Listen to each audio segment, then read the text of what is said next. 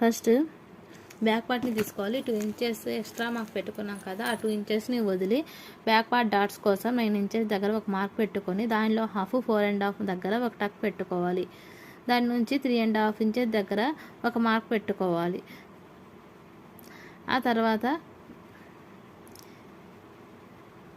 దాన్ని స్టిచ్ చేసుకోవాలి. అటు 1/2 ఇంచ్ ఇటు 1/2 ఇంచ్ ఉండేలా చూసుకొని 3.5 ఇంచెస్ దగ్గర ఒక స్టిచ్ వేసుకోవాలి. ఇంకో డబల్ స్టిచ్ వేసుకోవాలి.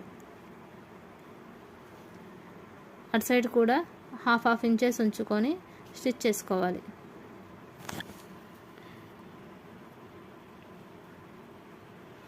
డబల్ స్టిచ్ చేసుకోవాలి. 3.5 ఇంచెస్ ఉండేలా చూసుకొని స్టిచ్ చేసుకోవాలి.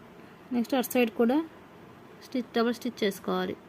అలా స్టిచ్ చేసుకున్న తర్వాత బ్యాక్ పార్ట్ బెల్ట్ కోసం 1.5 ఇంచెస్ ఉండేలా క్లాత్ తీసుకున్నాం కదా, వన్ సైడ్ ఫోల్డింగ్ చేసుకోవాలి. One side